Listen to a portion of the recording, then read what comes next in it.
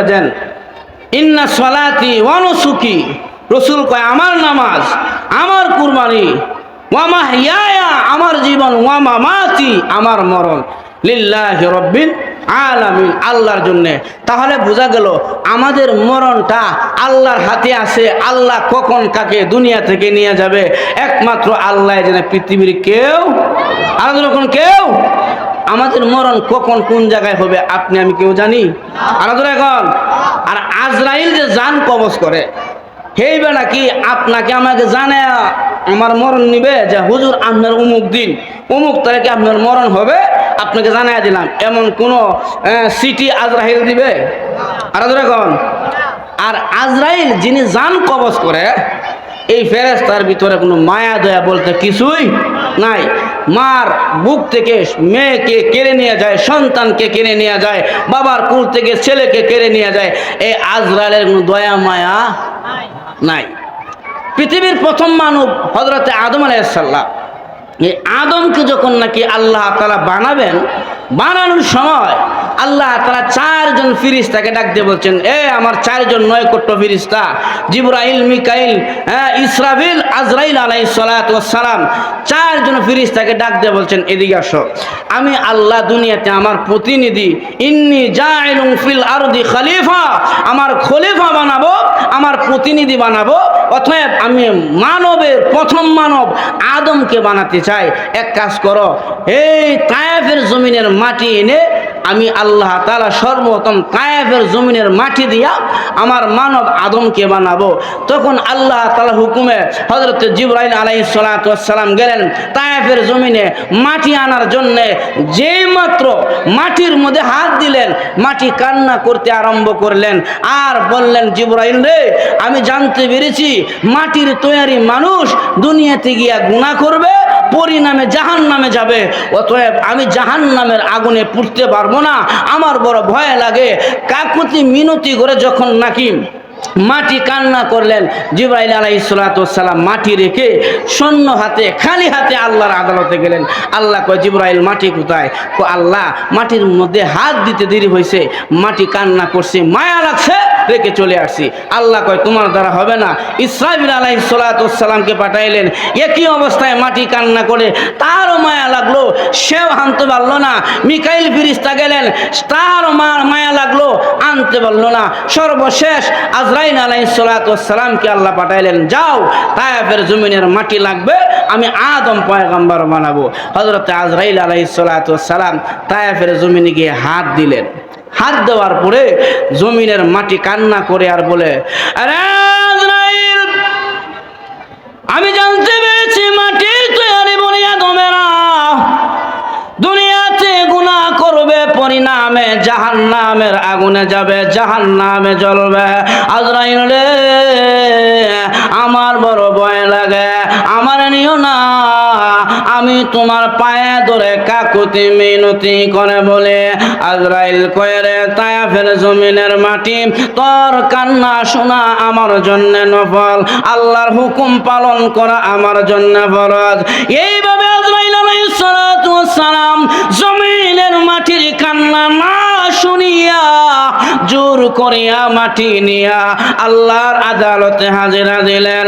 মহান রব্বুল আলামিন বলেন, আজরাইল, তিনজন ফেরেশতা তায়েফের জমিনের মাটি আনার জন্য গিয়েছিল, মায়া লেগেছে, খালি হাতে আমার আদালতে হাজির হলো। আজরাইল রে, মাটি আনার জন্য যখন গেলা, তায়েফের জমিনের মাটি কি কান্না কাটি করে নাই? তায়েফের জমিনের মাটি কি কাকুতি মিনতি করে নাই?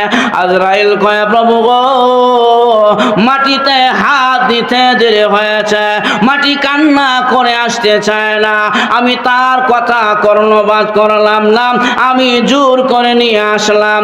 আমার আল্লাহ কয়, আজরাইল, তুই পারবে রে, মায়ের সন্তানকে নিয়ে ঘুমায়া যাবে, রাতের বেলায় মায়ের বুক কালি করিয়া সন্তানের জান কবজ করতে, রে আজরাইল তুই পারবি? দুনিয়া থেকে যত মুহাব্বতের সন্তান হোক না কেন, মা বাবার কুলকে কালি করে স্বর্ণ করে তুই তা তাকে নিয়ে আসতে পারবে। আজকে থেকে আমি আল্লাহ তোর টাইটেল দিয়া দিলাম আনতাল মালাকুল মাউত। আজকে থেকে তুই সমস্ত মানুষের জান কর্তনকারী ফেরেশতা আজরাইল আলাইহিস সালাতু ওয়াস সালাম।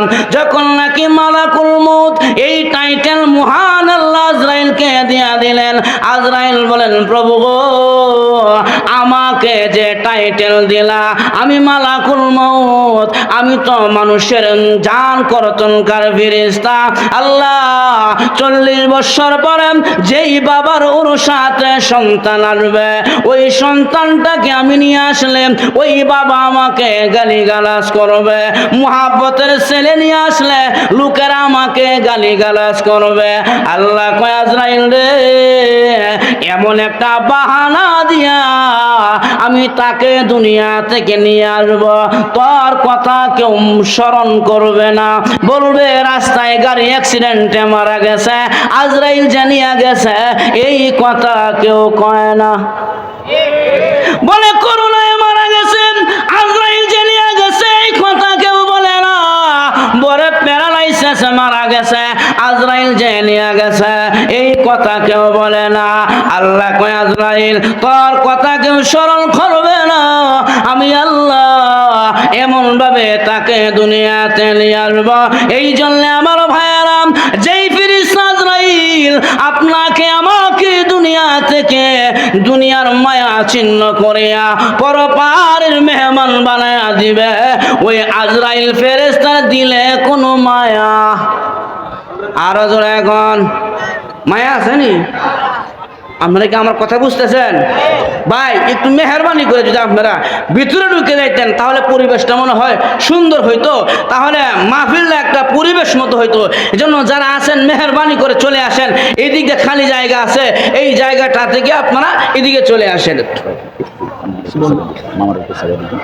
আচ্ছা, এনে একজন অতিথি আসছেন আমাদের, উনি সংক্ষিপ্ত কিছু কথা বলবেন, আপনারা একটু বসেন। আলহামদুলিল্লাহ। লা ইলাহা ইল্লাল্লাহ, লা ইলাহা ইল্লাল্লাহ, লা ইলাহা,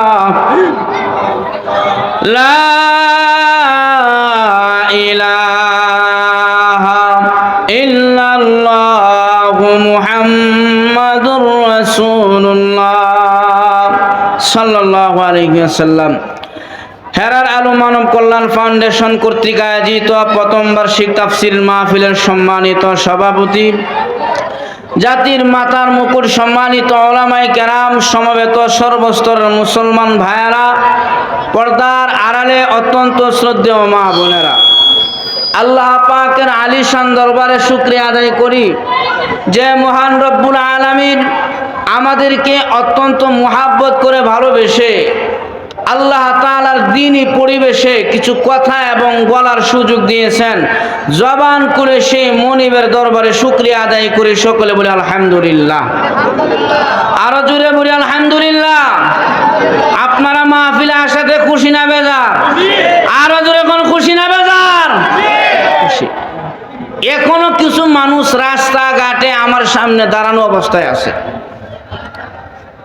সাপুরিয়া দেখবেন বিনবাসী বাজায়, সাপুরিয়ার বিনবাসীর আওয়াজে যত বিষধর সাপ গর্তের ভিতরে আছেন সব বের হয়ে লাফাইতেছে, কিন্তু একটি সাপ বের হয় না। সাপুরিয়া মনে মনে ভাবতেছে সাপটা মনে হয় বড় হবে, আর না হলে বের হয় না কেন।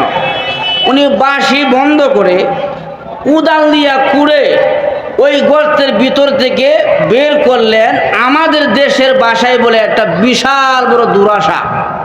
কি সাপ? বিষ আছে?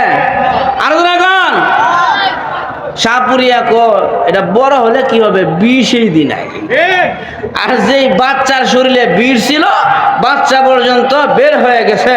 ঠিক তেমনি ভাবে যে মুসলমানের বাচ্চার হৃদয়ে আল্লাহ এবং রসুল, কোরআন এবং হাদিস, মসজিদ এবং মাদ্রাসা, ওয়াজ এবং তাফসীরের মুহাব্বত যেই মুমিনের কলবের ভিতরে আছে, তার কানের মধ্যে আওয়াজ গেলে ওরা দোকানপাটে রাস্তাঘাটে বসে থাকতে পারে না, দৌড়াইয়া চলে আসে মাহফিলের ভিতরে। আর যেই মুসলমানের বাচ্চা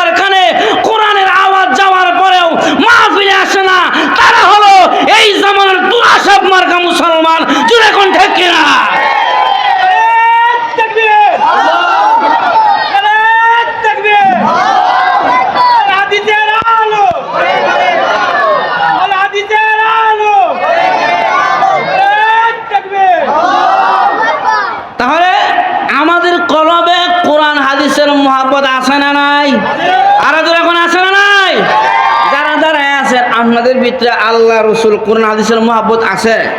যদি থাকে তাহলে মেহেরবানি করে আপনারা একটু প্যান্ডেলের ভিতরে চলে আসেন।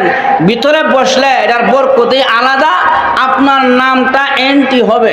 আল্লাহ তাআলার ফেরেশতারা কিন্তু সকলের ছবি উঠাইতেছে, সকলের নামের লিস্টি হচ্ছে। আপনি যদি মনে করেন যে আপনি এই যে একটা প্যান্ডেল করেছে, প্যান্ডেলের বাহিরে থাকেন, তাহলে তো আপনার নামটা আসমানের খাতায় যাবে না, ওলিদের দপ্তরে যাবে না। এজন্য মেহেরবানি করে আপনারা যারা ভিতরে আছেন, আলহামদুলিল্লাহ, যারা বাহিরে দাঁড়ায় আছেন, মেহেরবানি করে চলে আসেন।